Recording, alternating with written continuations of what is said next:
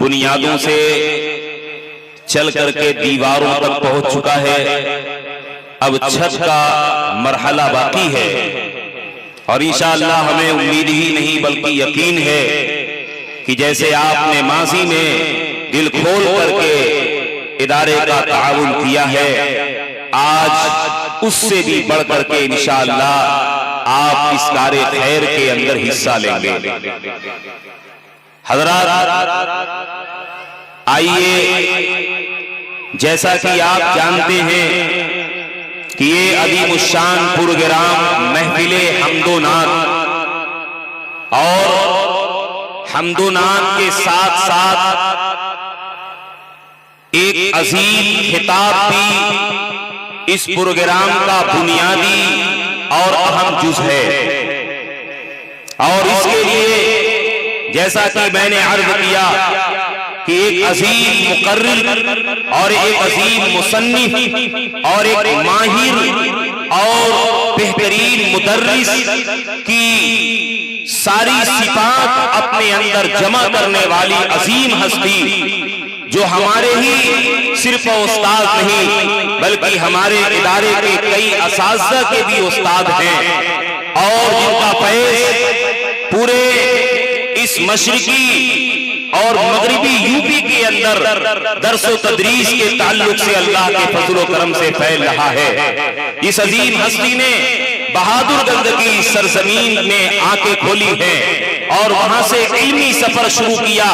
اور خیر آباد اولوم پہنچتے ہوئے دارالعلوم دیوبند سے فراغت کے بعد اسی خیر آباد کی سرزمین پہ مدرسہ منبع العلوم کے اندر حضرت نے زبردست انداز سے تدریسی خدمات انجام دی، اور پھر شیراز ہند جامعہ حسینیہ کے اندر اپنے تدریس کا لوہا منوانے کے بعد اس وقت اپنے دیار کے اندر جامعہ مدرسہ فیضان العلوم کے اندر حضرت والا تدریسی خدمات انجام دے رہے ہیں، اور ساتھ ہی ساتھ حضرت والا کے قلم گہربار سے مختلف تدریسی کتابیں بھی وہ نکل چکی ہیں اور جو مقبولیت کے مقام کو پہنچ چکی ہیں۔ آج اللہ کا فضل ہے، کرم ہے، اور جس قدر بھی اس نعمت کے اوپر شکر کیا جائے کم ہے کہ آج حضرت والا ہمارے درمیان تشریف فرما ہے۔ انشاءاللہ حضرت کا انتہائی وقی مدلل خطاب ہوگا۔ آپ حضرات سے میں درخواست کر رہا ہوں کہ مجمع کے اندر آ کر کے بیٹھ جائیں اور پورے وقار اور سنجیدگی کے ساتھ سنیں۔ انشاءاللہ آپ کا دل گواہی دے گا کہ آپ کا آنا اور آپ کا یہاں پر وقت لگانا یہ ضائع نہیں جائے گا، بلکہ آپ اپنے دامن مراد کے اندر لالو گوہر بھر کر کے لے کے جائیں گے۔ میں حضرت مولانا عظیم الرحمن صاحب دامت برکاتہم العالیہ کی خدمت میں دستبست عرض رسا ہوں کہ حضرت والا تشریف لا کر کے اپنے قیمتی بیان سے ہمیں محظوظ فرمائیں اور مستقبل کی راہوں کے اوپر چلنے کا ہمیں بہترین پیغام دیں، اس کی روشنی کے اندر ہم اپنی زندگی کے سفر کو کامیابیوں کی منزلوں سے ہمکنار کر سکیں۔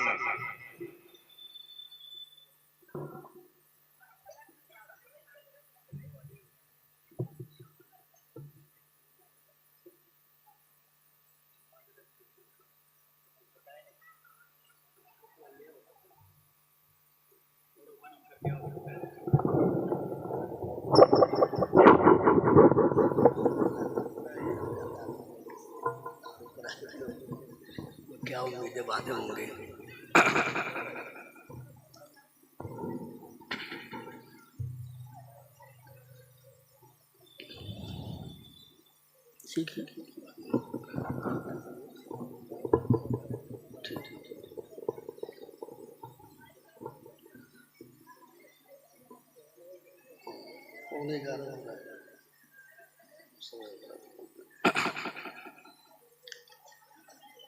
السلام علیکم ورحمۃ اللہ وبرکاتہ۔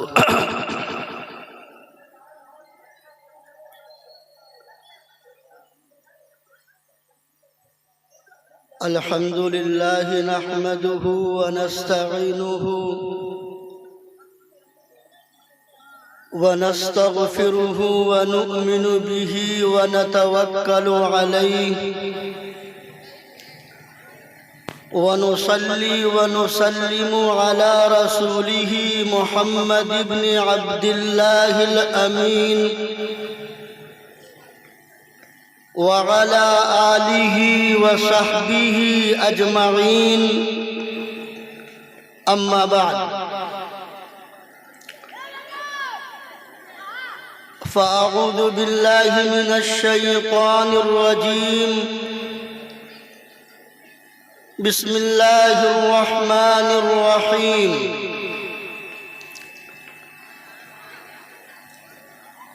يا أيها الذين آمنوا قوا أنفسكم وأهليكم نارا وقودها الناس والحجارة. وقال تعالى في موضع آخر: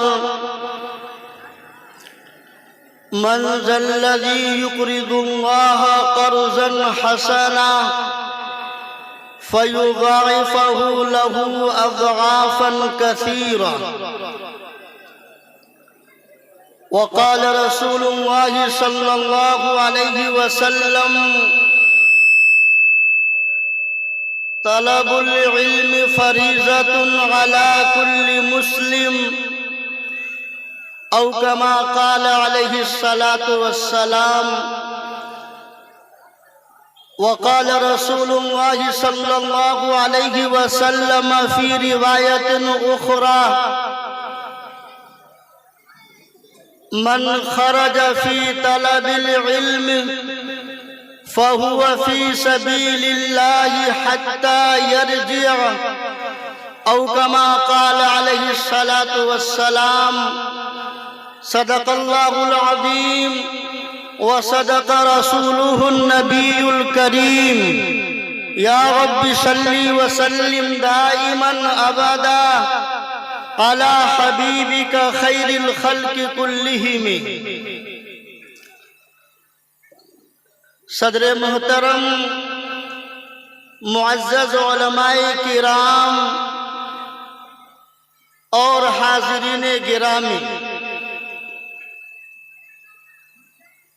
بعد الحمد والصلاۃ لائق تعریف اور قابل مبارکباد ہیں مدرسہ عربیہ رحمانیہ ولید پور کے ذمہ داران، کارکنان اور اساتذہ، جنہوں نے تعمیر نسواں کی مناسبت سے آج کی عظیم الشان محفل حمد و نعت کا انعقاد کیا۔ اللہ رب العالمین ان سارے حضرات کو دونوں جہان میں بہترین بدلہ عطا فرمائے، جنہوں نے دامے درمے قدمے سخنے جس طرح بھی آج کی اس عظیم الشان نورانی و عرفانی مجلس کو سجانے اور سنوارنے میں تعاون کیا۔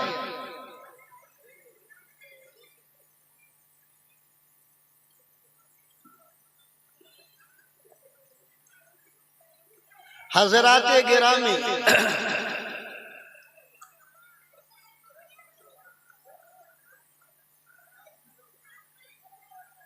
آدم علیہ السلام سے لے کر قیامت تک آنے والے سارے انسانوں کی اصل کامیابی یہ ہے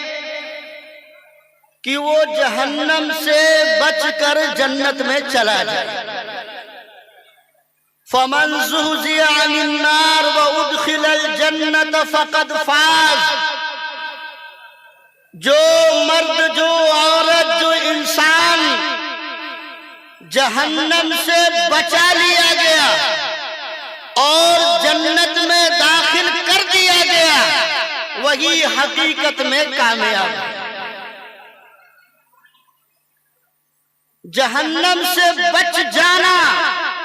جہنم کے عذاب سے بچ جانا، یہ آدم علیہ السلام سے لے کر قیامت تک آنے والے ہر انسان کی اصل کامیابی ہے۔ یہی وجہ ہے کہ اللہ رب العالمین نے خاص طور سے ایمان والوں کو خطاب کر کے انہیں جہنم کے عذاب سے بچنے کی تلقین فرمائی ہے۔ اپنے آپ کو، اپنے اہل و عیال کو، اپنی بیوی اور اپنے بچوں کو جہنم کے عذاب سے، جہنم کی تکلیفوں سے بچنے کا، بچانے کا اللہ نے مطالبہ کیا ہے۔ اللہ رب العالمین قرآن کریم میں ارشاد فرماتے ہیں، یا ایھا الذین آمنوا، اے ایمان والو، اے وہ سارے انسانوں جنہوں نے اللہ کو، اللہ کے فرشتوں کو، اللہ کے پیغمبروں کو، اللہ کی کتابوں کو، جنت کو، جہنم کو، آخرت کو، پلسرات کو، مرنے کے بعد دوبارہ زندہ ہونے کو دل سے مان لیا۔ یا ایھا الذین آمنوا، اے ایمان والو، قوا انفسکم واہلیکم نارا، تم اپنے آپ کو اور اپنے اہل و عیال کو، اپنی بیوی کو، اپنے بچوں کو جہنم کی آگ سے، جہنم کے عذاب سے بچاؤ۔ اپنے کو، اپنی بیوی کو، اپنی اولاد کو جہنم کا ایندھن بننے سے بچاؤ۔ یہ اللہ رب العالمین نے ہم ایمان والوں سے مطالبہ کیا۔ جب یہ آیت مبارکہ نازل ہوئی، خلیفہ دوم امیر المؤمنین سیدنا حضرت عمر فاروق رضی اللہ تعالی عنہ نبی پاک علیہ السلام کی بارگاہ اقدس میں حاضر ہوئے اور عرض کیا، اے اللہ کے پیغمبر علیہ السلام، میں اپنے آپ کو جہنم سے بچاؤں، اس کا مضمون، اس کا مفہوم، اس کا مطلب تو سمجھ میں آ گیا کہ میں اللہ کے حکموں کی پابندی کروں، اللہ نے جن کاموں کے کرنے کو کہا ہے اسے بجا لاؤں، اور جن کاموں سے اللہ نے روک دیا ہے، منع کر دیا ہے، اس سے رک جاؤں۔ لیکن اے اللہ کے پیغمبر علیہ السلام، آپ ہمیں یہ بتلائیں، اپنی بیوی کو، اپنے بچوں کو جہنم سے بچانے کا کیا مفہوم ہے، کیا مضمون ہے؟ تو نبی پاک علیہ السلام نے ارشاد فرمایا، سنو، اللہ رب العالمین نے جن کاموں کے کرنے کا تمہیں حکم دیا ہے، جن مامورات کا تمہیں پابند بنایا ہے، تم اپنی بیوی کو، اپنے بچوں کو، اپنی بچیوں کو وہ بتاؤ، وہ سمجھاؤ۔ اللہ رب العالمین نے جن کاموں سے تمہیں روک دیا ہے، منع کر دیا ہے، تم ان منہیات کو، ان منکرات کو، ان فحاشیوں کو اپنی بیوی کو، اپنے بچوں کو، اپنی بچیوں کو سمجھاؤ، بتاؤ کہ یہ منکرات ہیں، اور جو کرنے کے کام ہیں انہیں ابھارو کہ اسے بجا لے، اور جو بچنے کے کام ہیں انہیں سمجھاؤ کہ اس سے دور رہیں، پاک رہیں، بچے رہیں۔ یہی اپنی بیوی کو، اپنے بچوں کو، اپنی بچیوں کو جہنم سے بچانے کا مطلب ہے۔ اسی آیت مبارکہ کی روشنی میں فقہائے کرام نے یہ بات سمجھائی، یہ بتلائی کہ باپ کے ذمے ہے اپنی بیوی، اپنی اولاد، اپنے بچوں اور بچوں کی تعلیم و تربیت، دین اسلام کے بنیادی احکام و فرائض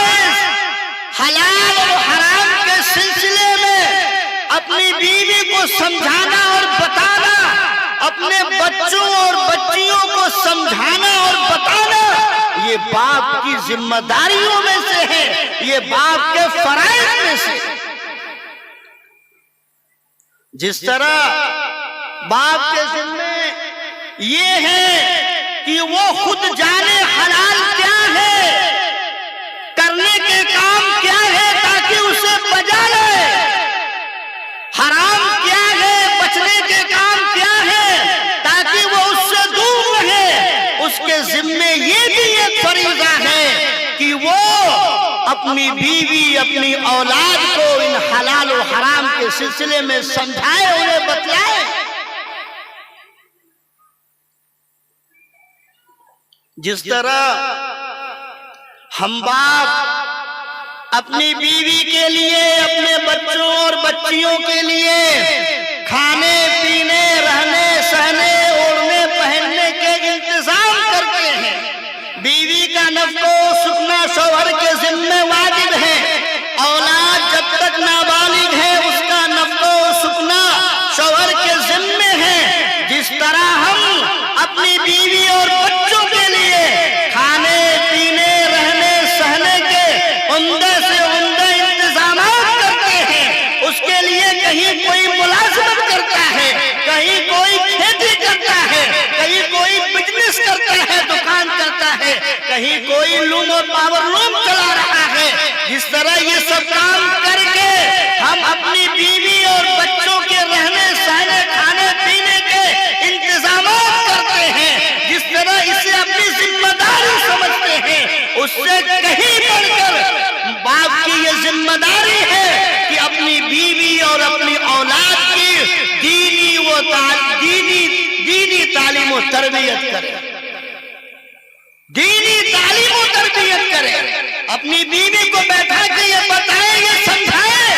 اپنے بچوں اور بچیوں کو بیٹھا کر کے یہ بتائے، یہ سمجھائے، یہ کام کرنے کے ہیں، اسے کرنا ہے، اس کے کرنے کا یہ طریقہ ہے، وضو کرنے کا یہ طریقہ ہے، غسل کرنے کا یہ طریقہ ہے، وضو میں اتنی چیزیں فرض ہیں، غسل میں اتنی چیزیں فرض ہیں، ایمان یہ ہے، نماز یہ ہے، نماز کے یہ فرائض ہیں، نماز کے یہ واجبات ہیں، نماز کے یہ مسنونات ہیں، یہ اعمال اس طرح کرنے ہیں، یہ باپ کے ذمہ ہے،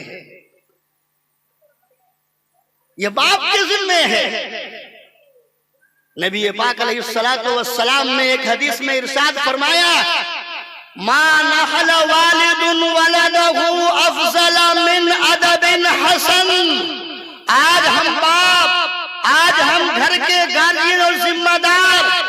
بس اسی کو اپنا فریضہ سمجھتے ہیں، ملازمت کر لیا،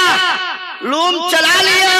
دکان پر بیٹھ گئے، کچھ آمدنی ہو گئی، اپنی بیوی اور بچوں کے لیے کھانے پینے کا انتظام کر دیا، عید کا موقع ہے، تہوار کا موقع ہے، اچھے سے اچھے کپڑے لا دیے، انہیں پہنا دیے، جاڑے کا موسم آیا، لحاف کا انتظام کر دیا، گدے کا انتظام کر دیا، اسی کو اپنی اصل ذمہ داری سمجھتے ہیں۔ آپ غور کر کے دیکھ لیجئے، کبھی ہم نے اپنی بیوی کو یا اپنے بچوں کو یا اپنی بچیوں کو لے کر کے بیٹھ کر کے کبھی ان سے ایمان کی عظمت پر گفتگو کی ہے، ایمان کے تعلق سے کچھ باتیں کی ہے، وضو کرنے کا طریقہ کیا ہے، غسل کرنے کا طریقہ کیا ہے، نماز پڑھنے کا طریقہ کیا ہے، کیا اس کے تعلق سے کبھی مذاکرہ کیا؟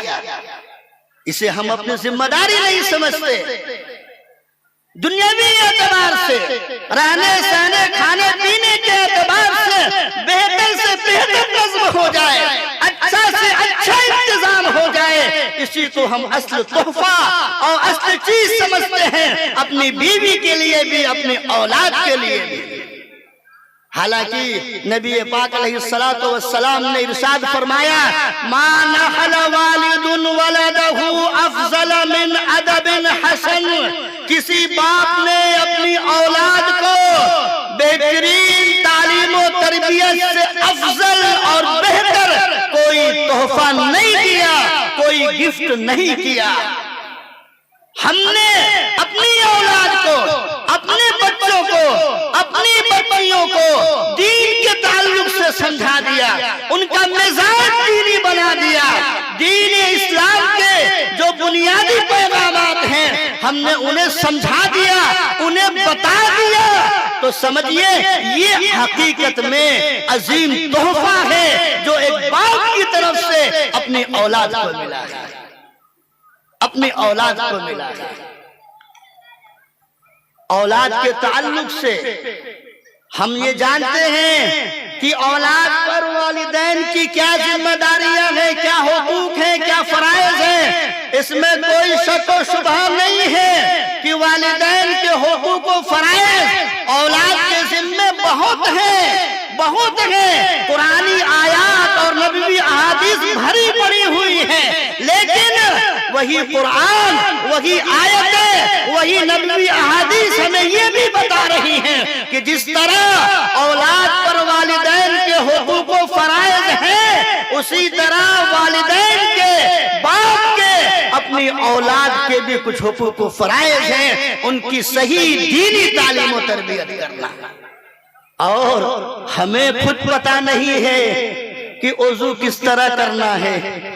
ہمیں خود علم نہیں ہے نماز کس طرح پڑھنی ہے، تو ہم اپنے بچوں کو، اپنی بچیوں کو کیا سمجھائیں گے، کیا بتائیں گے؟ ہم خود ہوٹلوں میں بیٹھ کر کے ایک دوسروں کی شکایتیں کرتے ہیں، غیبتیں کرتے ہیں، جھوٹ بولتے ہیں۔ ہم اپنی بیوی کو، اپنے بچوں کو کیا بتائیں گے، کیا سمجھائیں گے؟ ہمیں خود ہی نہیں پتا ہے، ہمیں قرآن صحیح سے پڑھنا آتا ہی نہیں ہے۔ حروف کی رعایت کرتے ہوئے، تصحیح مخارج کے ساتھ مد غنہ اخفا کی رعایت کرتے ہوئے ہمیں خود قرآن پڑھنا نہیں آتا، تو میں اپنی بیوی کو، اپنے بچوں کو، اپنی بچیوں کو کیا سکھاؤں گا، کیا بتلاؤں گا؟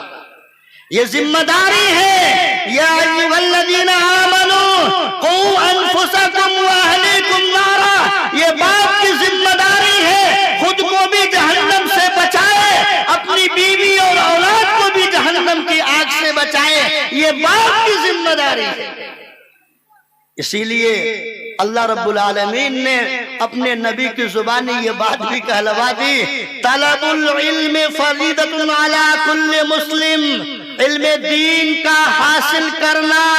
قرآن و حدیث اور اس سے مستنبط احکام و مسائل کو، جو بنیادی احکام و مسائل ہیں اس کو جاننا، حاصل کرنا، سیکھنا، یہ ہر مسلمان کے ذمہ فرض ہے۔ اللہ رب العالمین پر ایمان لانے اور نبی پاک علیہ السلام کی رسالت کو قبول کرنے کے بعد، لا الہ الا اللہ محمد الرسول اللہ کے بعد، اللہ کی الوہیت، اللہ کی مالکیت، اللہ کی ربوبیت، اللہ کی خالقیت کو تسلیم کرنے کے بعد، آخری پیغمبر جناب محمد الرسول اللہ علیہ السلام کی نبوت و رسالت کو مان لینے کے بعد، ہر انسان پر پہلا فرض یہ ہے کہ وہ اس بات کو جانے اور سمجھے کہ جس اللہ کو میں نے مانا ہے، جس اللہ پر میرا ایمان ہے، جس پیغمبر کو میں نے مانا ہے، اس اللہ اور اس کے پیغمبر کے پیغامات کیا ہیں، احکامات کیا ہیں، انہوں نے کن کن کاموں کے کرنے کو کہا ہے اور کن کن کاموں سے منع کر دیا ہے، مامورات کیا ہے، منہیات و منکرات کیا ہیں۔ اسی کو نبی علیہ السلام نے کہا کہ دین کے بنیادی احکام و مسائل کے علم کو سیکھنا، حاصل کرنا، یہ ہر مسلمان کے ذمہ فرض ہے۔ یاد رکھیے، دین اسلام کے جو احکامات ہیں ان میں کچھ فرض ہیں، کچھ واجب ہیں، کچھ مسنون ہیں، کچھ مستحب ہیں، کچھ جائز ہیں۔ جو احکام و مسائل فرض ہیں ان کا سیکھنا بھی فرض ہے، جو واجب ہیں ان کو سیکھنا واجب ہے، جو مسنون ہیں ان کو سیکھنا مسنون ہے، جو مستحب ہیں ان کو سیکھنا مستحب ہے، اور جو جائز ہے ان کو سیکھنا جائز ہے۔ मामूरात, अल्लाह के हकाम। मसलन मिसाल लीजिए, नमाज हर आकिल बालिग मुसलमान मर्द व औरत पर 24 घंटे में 5 वक्त की नमाजें फर्ज है। अब नमाज मेरी कैसे होगी, नमाज मेरी दुरुस्त कैसे होगी? अब नमाज के जो फराइज हैं उनको सीखना फर्ज है, नमाज के जो वाजिबात हैं उनको सीखना वाजिब है, जो अहकाम फराइज की कबील से हैं उनको सीखना भी फर्ज है, जो अहकाम वाजिबात की कबील से हैं उनको सीखना वाजिब है। क़िराअत नमाज के फराइज में से है, बगैर क़िराअत कुरान के नमाज दुरुस्त नहीं होगी। तो हर मुसलमान मर्द औरत के जिम्मे कुरान को उतना पढ़ना, उतना याद करना फर्ज है जिससे उसकी नमाज हो जाए,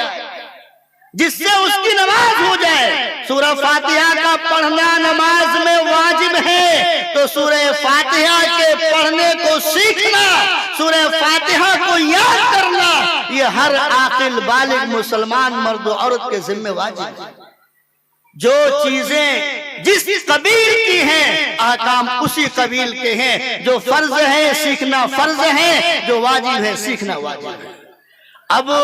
जरा हम और आप जायजा लें, जिम्मेदारी मेरी थी, जिम्मेदारी मेरी थी कि मैं अपनी औलाद की दीनी तालीम और तरबियत करता, उनका दीनी मिजाज बनाता, उन्हें अल्लाह के बुनियादी पैगामात को समझाता। लेकिन मुझे मुलाजमत से फुर्सत नहीं, मुझे लूम चलाने से फुर्सत नहीं, मुझे बिजनेस करने से फुर्सत नहीं कि मैं अपनी औलाद के लिए वक्त दे सकूं, मेरे पास उतना वक्त नहीं है। तो या तो वक्त नहीं है, फुर्सत नहीं है, या आता ही नहीं है, हमें खुद पता ही नहीं है, हमें खुद इल्म ही नहीं है, वक्त नहीं है, फुर्सत नहीं है। ये आखिरत में मैदान महशर में जब अल्लाह रब्बुल आलमीन पूछेंगे, मैंने तुम्हें हुक्म दिया था कू अनफुसकुम व अहलीकुम नारा का, अपने को भी बचाओ, अपनी बीवी और अपने बच्चों और बच्चियों को भी जहन्नम के अजाब से बचाओ, तुमने क्या किया? हम अल्लाह के सामने ये कहते हैं कि मैं तो मुलाजमत में लगा हुआ था, मैं तो दुकान पे बैठा हुआ था, मैं तो लूम में मशगूल था, जिसकी वजह से मैंने अपने बच्चों की दीनी तालीम और तरबियत नहीं की। ऐ अल्लाह, तेरे बुनियादी अहकाम को मैं नहीं समझा सका, ये उज्र अल्लाह के यहाँ मकबूल नहीं होगा। हम ठीक है, मशगूल है, मसरूफ है, कम से कम एहसान मानिए उन मदारिस का, उन मकातिब का जहां दीने इस्लाम की बुनियादी तालीमात को सिखाने का इंतजाम है। कम से कम आप नहीं सिखा सकते, आपके पास फुर्सत नहीं है, जिम्मेदारी मेरी थी, मैं बैठ के अपने बच्चों को सिखाता समझाता, वक्त नहीं है, मसरूफियत है, मशगूलियत है। तो कम से कम हमारे अतराफो जवानिब में, हमारे गांव में, हमारे मोहल्ले में जहां दीनी मदारिस का क़याम है, जहां दीनी मकातिब का इंतजाम है, हम अपने बच्चों का वहां एडमिशन करवाएं, दाखिला कराएं, ताकि जो जिम्मेदारी मेरी थी मैं तो पूरी नहीं कर सका, कम से कम किसी मुअल्लिम के जरिए से, किसी उस्ताद के जरिए से, किसी मदरसे में दाखिला करा करके, किसी मकतब में दाखिला करा करके कम से कम अपनी उस जिम्मेदारी को पूरा करें। दीन की तालीम से आरास्ता करना अपनी औलाद को, ये हम इंसानों की अव्वलीन जिम्मेदारियों में से है, अव्वलीन जिम्मेदारियों में से है। सोच लीजिए थोड़ी देर के लिए, आप गौर कर लीजिए, हमारी बीवी, हमारे बच्चे बच्चियां बहुत सारे कामों में उनसे साबका पड़ता है, बहुत सारी बातचीत होती है, सब लोग जायजा ले लें। क्या हमने कभी अपने बच्चों से ये पूछा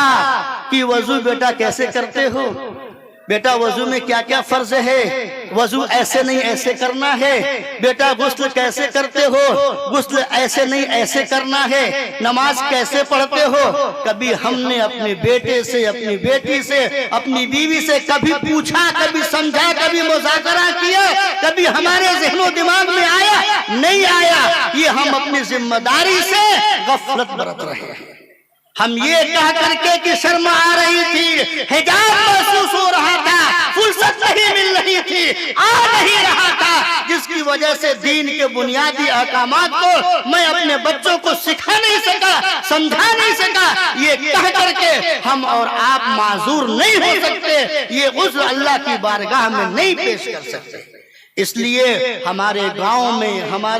ہمارے محلے میں جو دینی مدارس کا قیام ہے، جو دینی مکاتب کا نظام ہے، ہم وہاں اپنے بچوں کا داخلہ کرائیں، انہیں قرآن اور اسلام اور نبی پاک علیہ السلام کی دینی احادیث کو سکھائیں، سمجھائیں، تاکہ ان کا مزاج دینی بنے، تاکہ ان کا ماحول دینی بنے، تاکہ ان کے اندر دینداری آئے، سمجھ آئے، اور جو میرا فریضہ تھا اس فریضے کی ادائیگی بھی ہو۔ کل یقین مانے آج ہم اپنے بچے کو دینی مدرسے میں، دینی مکتب میں بھیج دیں گے، ہمارا یہ بچہ اللہ رب العالمین کے کلام مقدس کو پڑھے گا، یہ بچہ نبی پاک علیہ السلام کی زبان مبارک سے نکلے ہوئے کلمات کو پڑھے گا، اللہ اس کے پیغمبر نے آیات و روایات میں جو باتیں کہی ہیں، ان سے جو احکامات نکلے ہوئے ہیں، مستنبط ہیں، ماخوذ ہیں، ان احکامات کو سیکھے گا، سمجھے گا، تو یہ بچہ دنیا و آخرت دونوں جہان میں سرخروئی کا باعث بنے گا، دونوں جہان میں اس کے اندر اچھائی اور بہتری آئے گی۔ ہمارے جس ماحول میں وہ رہ رہا ہوگا، جس محلے میں رہ رہا ہوگا، جس خاندان سے اس کا تعلق ہوگا، دنیاوی اعتبار سے وہ پڑھا لکھا بچہ ایک اپنے خاندان کے نام کو روشن کرے گا، یہ دنیاوی اعتبار سے اسے اچھا جانا جائے گا، یہ حافظ قرآن ہے، یہ عالم دین ہے، یہ دین کا جاننے والا ہے، یہ قرآن کا حافظ ہے، اس کے سینے میں 30 پارے محفوظ ہیں، اس کو اچھے القاب سے، اچھے ناموں سے اسے پکارا جائے گا، اس کی بھی سرخروئی ہوگی، اس کے والدین کی بھی ہوگی، اور اس کے خاندان کی بھی ہوگی۔ جب وہ صحیح ہوگا اور سارے لوگ اس قسم کے ہوں گے تو ہمارا یہ ماحول، یہ معاشرہ ایک صالح معاشرہ ہوگا، ایک اچھا معاشرہ ہوگا۔ یہ تو اور سنیے، ہم اپنے بچوں کو دینی مدرسے میں، دینی مکتب میں قرآن و حدیث کی بنیادی تعلیمات کو سیکھنے کے لیے، حاصل کرنے کے لیے جب بھیجیں گے، جب وہ قرآن سیکھے گا، جب وہ نبی پاک علیہ السلام کی حدیثوں کو سیکھے گا، اور ان دونوں سے مستنبط جو احکام شرعیہ ہے، وضو کرنے کا طریقہ، غسل کرنے کا طریقہ، نماز پڑھنے کا طریقہ، ان سارے مسائل کو وہ سیکھے گا، جانے گا، تو نبی پاک علیہ السلام کے فرمان کے مطابق وہ بچہ دنیا کے سارے انسانوں میں کہیں سب سے بہتر آئے گا۔ ان بچوں کے لیے نبی پاک علیہ السلام نے، جن کا تعلق قرآن سے ہوتا ہے، جن کا تعلق حدیث سے ہوتا ہے، جن کا تعلق دینی احکام و مسائل سے ہوتا ہے، نبی پاک علیہ السلام نے آخرت کے لیے، آخرت کے اعتبار سے اور دنیا کے اعتبار سے ان سارے بچوں کے لیے، ان ساری بچیوں کے لیے خیر کی بات کی ہے۔ یہ دنیا کے سارے انسانوں میں بہتر ہوگا۔ کہیں نبی پاک علیہ السلام نے ان طلبہ و طالبات کے لیے، ان بچوں اور بچیوں کے لیے کہیں ہریالیوں، سرسبزیوں، شادابی کی دعائیں کی ہیں، کہیں اللہ نے انہیں کہا کہ اللہ جس کے ساتھ خیر مقدر فرماتے ہیں اسے دین کے بنیادی احکامات کو سکھاتے ہیں، سمجھاتے ہیں، جتنے فضائل آئے ہیں ان ساری فضیلتوں کا وہ بچہ مستحق ہوگا۔ اور پھر کل چل کر کے جو ہمارا رونا ہوتا ہے، بچہ بڑا ہو گیا، شادی کی عمر کو پہنچ گیا اور کام دھندا صحیح سے نہیں کر رہا ہے، ماں باپ کو جو شکایتیں ہوتی ہیں وہ وہ شکایتیں نہیں ہوگی۔ جب مزاج دینی ہوگا، لڑکا دیندار ہوگا، لڑکی دیندار ہوگی، آگے اس سے کوئی شکایت نہیں ہوگی۔ مزید جو آگے شادی بیاہ کے مسئلے پیدا ہوتے ہیں وہ سارے مسائل بھی نہیں پیدا ہوں گے اگر ہم نے اپنے بچوں اور بچیوں کی دینی تعلیم کا انتظام کیا۔ پہلے یہ تو ذمہ داری میری تھی، میں سکھاتا، میں بتاتا، میں سمجھاتا حلال کیا ہے حرام کیا ہے، نہیں کر سکا۔ گاؤں میں محلے میں مدرسہ ہے، مکتب ہے، وہاں دینی تعلیم کا انتظام ہے، سیکھنے سکھانے کا انتظام ہے، وہاں ہم اپنے بچوں کا داخلہ کرائیں، اپنی بچیوں کا داخلہ کرائیں۔ اس لائن میں دینی تعلیم اور دینی پیغامات کی لائن میں ہم اپنے بچوں کو بچیوں کو لگائیں گے، دنیا میں اچھا معاشرہ ہوگا، نیک نامی کا باعث ہوگا۔ آخرت میں کل ہم جب ہماری آنکھیں بند ہو جائیں گے، ہم مر کر کے چلے جائیں گے، ہم نے اپنے بچوں کا مزاج دینی بنایا ہوگا۔ تو نبی پاک علیہ السلام نے اس حدیث میں جو یہ بات کہی ہے کہ جب انسان مر جاتا ہے تو اس کے عمل کا سلسلہ ختم ہو جاتا ہے مگر تین چیزوں کے ذریعے سے، مگر تین چیزیں ایسی ہیں کہ اس کا ثواب اس مرنے والے کو ملتا رہتا ہے، پہنچتا رہتا ہے۔ اس میں آخری بات جو نبی علیہ السلام نے کہی ہے وَلَدٍ صَالِحٍ يَدْعُو لَهُ، ایک وہ اولاد، وہ لڑکی اور لڑکیاں مرنے والا اپنے پیچھے ایسے بچوں کو چھوڑ جائے، ایسی بچیوں کو چھوڑ جائے جو نیک ہو، جو دیندار ہو اور اس کے لیے دعا کرتے ہو۔ ظاہر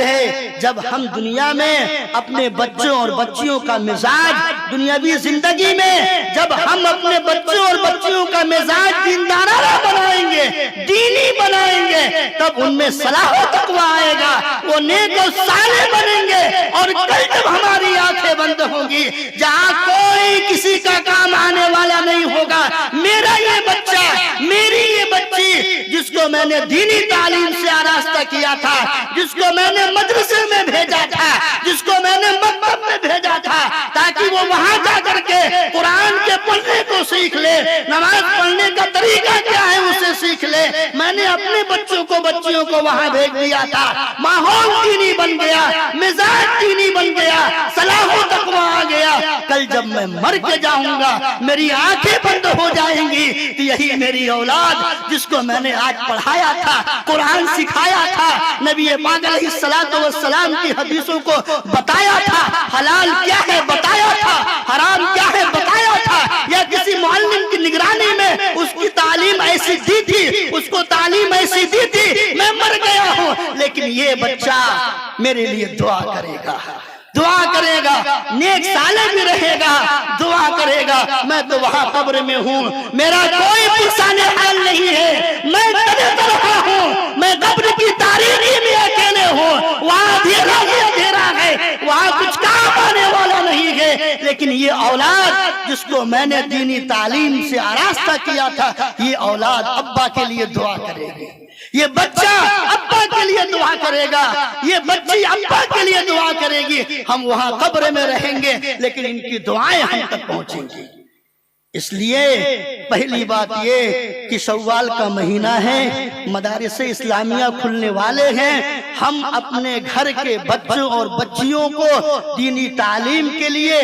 جہاں بھی بہتر نظم ہے، انتظام ہے، ان مدارس میں بھیجیں تاکہ وہ قرآن کے پڑھنے کو سیکھیں، قرآن کے حافظ بنیں، دین اسلام کے عالم بنیں۔ اور مدرسہ عربیہ رحمانیہ ولی پور کے ذمہ داران نے جو انتہائی اہم قدم اٹھایا ہے تعمیر نسواں کا، جس کی غرض ابھی فی الحال تو 5 کے بعد 6, 7, 8 درجے کی تعلیمات کا انتظام، پھر آگے ان کے عزائم اور منصوبوں میں عالمہ، حافظہ، قاریہ اس طرح کی بچیوں کو بنانا ہے، پیدا کرنا ہے جو ان کے عزائم و منصوبے میں سے ہے۔ یہ انتہائی بہترین قدم ہے، یہ انتہائی بہت ہی بڑا قدم ہے۔ آپ مانیے مسلمان مرد ہو کہ عورت ہو، نبی علیہ السلام نے جو یہ بات کہی کہ طلب العلم فریضہ علی کل مسلم، علم دین کا حاصل کرنا ہر مسلمان پر فرض ہے، وہ مسلمان مرد ہو وہ مسلمان عورت ہو، اس سے کوئی بحث نہیں ہے۔ نماز جیسے مرد پر فرض ہے ویسے ہی عورت پر بھی فرض ہے۔ نماز کس طرح ادا ہوگی یہ مرد کے ذمے بھی جاننا ضروری ہے، عورت کے ذمے بھی جاننا ضروری ہے۔ قرآن کا پڑھنا مسلمان کے ذمے بھی ضروری ہے۔ قرآن کے پڑھنے کو سیکھنا، قرآن کے پڑھنے کو جاننا، حاصل کرنا یہ مرد کے ذمے بھی ضروری ہے، فرض ہے، عورت کے ذمے بھی فرض ہے۔ عہد نبوی میں، عہد تابعین، عہد صحابہ میں، عہد تابعین میں بہت ساری عورتیں ہیں جو فقیہات تھی، عالمات تھی، حافظات تھی۔ آپ بہت دور مت جائیے، یہ ہر صدی میں، ہر دور میں کچھ عورتیں حافظات، عالمات، فقیہات، قاریات رہی ہیں۔ یہ اللہ کا شکر ہے کہ آج میں اپنی بچی کو عالمہ نہیں بنا سکتا، میں اپنی بچی کو حافظہ نہیں بنا سکتا کیونکہ میں مشغول ہوں، مصروف ہوں۔ اللہ کا شکر ہے کہ ہمارے اطراف و جوانب میں، ہمارے دیار میں ہماری بچیوں کی تعلیم و تربیت کے لیے، ان کا دینی مزاج بنانے کے لیے، اللہ کے بنیادی احکامات و پیغامات سے انہیں روشناس کرانے کے لیے، قرآن پڑھنے کو سکھانے کے لیے اب نسواں کا قیام ہو رہا ہے، جہاں بچیوں کو دین کی بنیادی تعلیم سے آراستہ و پیراستہ کیا جائے گا۔ یہ کام انہوں نے شروع کیا ہے، اس کی بنیاد پڑ چکی ہے۔ تعمیر نسواں، جہاں بچوں کی تعلیم کا انتظام ہوگا، جہاں بچیوں کی تعلیم و تربیت کا انتظام ہوگا، عزائم و منصوبے میں سے آگے انہی بچیوں کو حافظات بنانا ہے، عالمات بنانا ہے، قاریات بنانا ہے۔ یہ ہر دور میں عورتیں ایسی رہی ہیں۔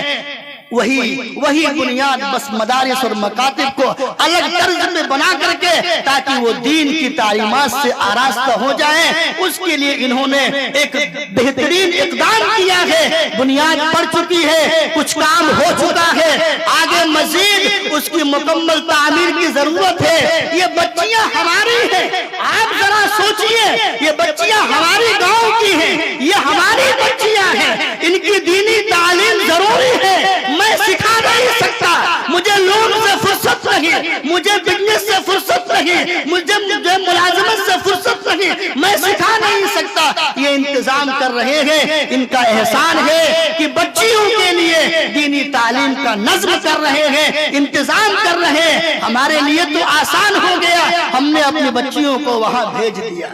یہ بچیاں ہماری ہیں، یہ مستقبل میں آنے والے بچوں کی پہلی درسگاہ ہوں گی۔ یہ بچیاں ہماری ہیں، ان کی تعلیم کا نظم، ان کی تعلیم کا انتظام، ان کے لیے مکتب اور مدرسے کا انتظام، تعمیر کا انتظام، کمروں کا انتظام، اور کمرے میں جو بھی چیزیں رہتی ہیں ان سب کا انتظام کون کرے گا؟ بچی میری ہے، بچی میری ہے، اسی دینی تعلیم سے آراستہ کرنا ہے تو اس کا انتظام بھی مجھے ہی کرنا ہے، مجھے ہی کرنا ہے۔ اس کے لیے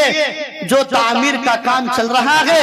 اس میں رکاوٹ نہ ہو، وہ کام پورا ہو جائے، وہ کام مکمل ہو جائے، جس کی مناسبت سے آج کی عظیم الشان محفل حمد و ناز سجی ہے۔ اس میں ہم دل کھول کر کے جس قدر بھی ہو سکے اپنی گاڑی کمائی سے کچھ نکال کر کے امداد کریں، تعاون کریں، تاکہ ان کا جو عزم ہے، جو ان کا منصوبہ ہے وہ پورا ہو۔ جس طرح انہوں نے مدرسہ عربیہ رحمانیہ میں بچوں کی تعلیم کے لیے، بچوں کو حافظ قرآن بنانے کے لیے، انہیں دین کا عالم بنانے کے لیے الگ سے انہوں نے مدرسے کا انتظام کیا، بچیوں کے لیے بھی الگ سے ان کی تعلیم کا، ان کی تربیت کا نظم کرنے والے ہیں۔ ہم اس میں رکاوٹ نہ بنے بلکہ ان کا جو عزم ہے، منصوبہ ہے، اس کو تکمیل تک پہنچائیں، یہ ہماری اور آپ کی ذمہ داری ہے۔ ایک پیسہ، ایک روپیہ، ایک درہم، 10 روپیہ، 100 روپیہ، جو بھی ہم اس تعمیر نسواں کی تعلیم میں اس کی تعمیر میں خرچ کریں گے، یہ سب فی سبیل اللہ ہوگا۔ کیوں؟ اس لیے کہ اس میں ہماری بچیاں آئیں گی قرآن پڑھنے کو سیکھیں گی، ہماری بچیاں آئیں گی نبی پاک علیہ السلام کی حدیثوں کو سیکھیں گے، ہماری بچیاں آئیں گی دین اسلام کے جو بنیادی احکامات ہیں جو قرآن و حدیث سے مستنبط و ماخوذ ہیں، ہماری وہ بچیاں سیکھیں گی۔ تو یہ اس کے سیکھنے میں جو بھی حاجتیں ہیں، جو بھی ضرورتیں ہیں، جو بھی ترتیبیں ہیں، علم دین کی نشر و اشاعت میں روپے پیسے لگانا یہ بھی فی سبیل اللہ ہے۔ علم دین کی تعلیم، دینی تعلیم کے لیے کمرے کا انتظام کرنا، چھت کی ڈھلائی کرنا، زمین کی خریداری کرنا، وہ جتنی بھی چیزیں ہیں وہ سب اسی زمرے میں آئیں گی۔ نبی پاک علیہ السلام نے ایک حدیث میں کہا ہے من خرج فی طلب العلم فهو فی سبیل اللہ۔ اللہ رب العالمین نے قرآن میں کہا من ذا الذی یقرض اللہ قرضا حسنا فیضاعف له اضعافا کثیرا۔ اللہ نے اعلان کیا 10-12 جگہ اللہ نے قرض حسنہ کا مطالبہ کیا ہے۔ من ذا الذی یقرض اللہ قرضا حسنا، تم میں سے کون ہے جو اللہ کو قرض حسن دے؟ صحابہ نے پوچھا اے اللہ کے پیغمبر یہ قرض حسن کا مضمون کیا ہے؟ کیا اللہ ہم سے قرض حسن کا مطالبہ کر رہا ہے؟ نبی نے سمجھایا ہاں۔ فقہاء نے، مفسرین نے قرض حسن کا مضمون بتلایا ہے خوش دلی کے ساتھ اللہ کے راستے میں صدقہ و خیرات کر دینا، یہ قرض حسنہ ہے، یہ اللہ کو قرض حسن دینا ہے، یہ اللہ کو قرض حسن دینا ہے۔ تعمیر نسواں میں جو ہماری رقم بنے گی وہ بھی قرض حسنہ میں ہے، وہ بھی قرض حسنہ میں ہے۔ من ذا الذی یقرض اللہ والی بہت ساری آیتیں اللہ رب العالمین نے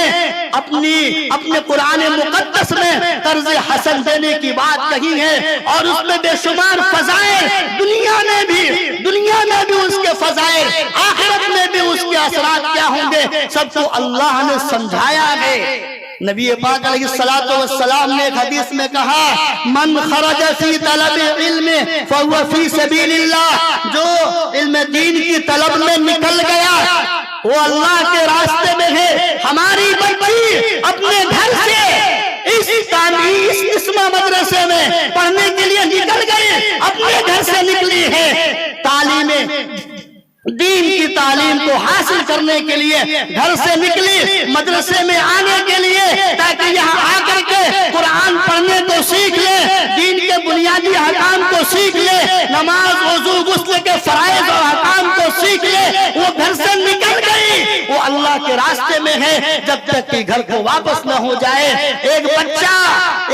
اپنے گھر سے، گاؤں سے باہر کسی مدرسے میں چلا گیا دین اسلام کی تعلیم کو حاصل کرنے کے لیے، وہ اللہ کے راستے میں ہے۔ من خرج، گھر سے نکلا مدرسے کے لیے، گھر سے نکلا گاؤں سے باہر، جب تک وہ گھر نہیں آئے گا تب تک وہ اللہ کے راستے میں ہوگا۔ من خرج فی طلب العلم فهو فی سبیل اللہ، جو علم دین کو حاصل کرنے کے لیے نکل گیا وہ اللہ کے راستے میں ہے یہاں تک کہ وہ واپس آ جائے۔ میں کیا کہہ رہا تھا؟ قرض حسن کا اللہ نے مطالبہ کیا، مفسرین نے قرض حسن کا مطلب بتایا، خوش دلی کے ساتھ اللہ کے راستے میں خرچ کرنا، یہ قرض حسن ہے، یہ قرض حسن ہے۔ دارالعلوم رحمانیہ کے ذمہ داروں نے جو تعمیر نسواں کا عزم کیا ہے وہ بچیوں کی دینی تعلیم و تربیت کا کیا ہے۔ بچی جب تک آئے گی، رہے گی، پڑھے گی، سیکھے گی،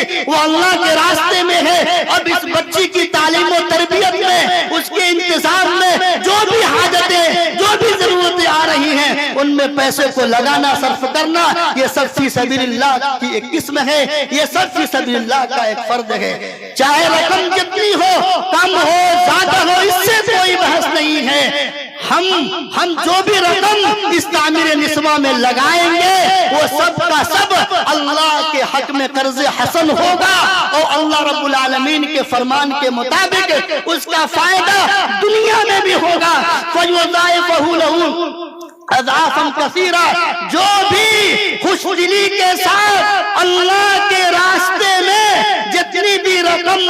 اگر ہے لگائے گا اللہ رب العالمین اس کو اسے بڑھا کر کے دے گا. دنیا میں فائدہ نبی علیہ السلام نے اللہ کے حوالے سے بیان کیا، یا ابن آدم انفق انفق علیک، اے ابن آدم تم اللہ کے راستے میں خرچ کرو، میں تمہارے اوپر خرچ کرتا رہوں گا. ہم اللہ کے لیے بچیوں کی دینی تعلیم و تربیت کے انتظام کے لیے ہم رقم کو لگائیں گے، ہم خرچ کریں گے، اللہ رب العالمین کمی نہیں ہونے دے گا، برکتیں ڈال دے گا اور ایسے غیب سے انتظامات کر دے گا کہ ایسے غیب سے انتظامات کر دے گا کہ اس میں اضافہ ہی ہوگا. اللہ نے کہا فَيُضَاعِفَ لَهُ أَضْعَافًا كَثِيرًا، کہ دنیا میں فائدہ ہوگا، آخرت میں ہم نے جو غلطیاں کی، جو گناہ کیے، اس کا کفارہ بن جائے گا، یہ صدقہ جاریہ بن جائے گا. یہ جو ہم رقم لگائیں گے یہ ہمارے سیئات کا، ہمارے گناہوں کا کفارہ بن جائے گا. اور مزید اللہ نے کہا لَأُدْخِلَنَّ جنت میں جنات تجری من تحت الانہار، کہ اللہ رب العالمین جو بھی اللہ کے لیے قرض حسن دے گا اللہ رب العالمین اس کے مال میں اضافہ کرے گا، اس کے لیے آخرت میں اجر عظیم ہوگا. اللہ تعالیٰ اس کے سیئات کو، گناہوں کو معاف کر دیں گے، مزید یہ کہ اس کو جنت میں داخل کریں گے. اس لیے آج جس مناسبت سے یہ پروگرام ہوا ہے، تعمیر نسواں کی مناسبت سے، آپ اس میں بڑھ چڑھ کر کے حصہ لیں، تعاون کریں. اور عنوان تھا محفل حمد و نعت، حمد باری ہوگی، نعت رسول ہوگی، اللہ رب العالمین کی حمد و ثنا کا بیان ہوگا. الحمدللہ رب العالمین، تمام تعریف اللہ رب العالمین کے لیے، اور اس اللہ کے جو آخری پیغمبر رحمت للعالمین ہیں ان کا تذکرہ خیر ہوگا. باادب ہو کر کے اللہ کی حمد و ثنا کو بھی سنیں، نبی پاک علیہ السلام کی نعت کو بھی سماعت فرمائیں، اور جس قدر جس سے ہو سکے مرد سے، خواتین سے، بچوں سے، نوجوانوں سے، بوڑھوں سے اپنی گاڑی کمائی میں سے کاٹ کر، قرض کاٹنا کاٹ کر کے اللہ کے راستے میں خرچ کر دیں، تعمیر نسواں میں لگا دیں. اللہ رب العالمین ہم سب کو عمل کی توفیق دے. وآخر دعوانا ان الحمدللہ رب العالمین.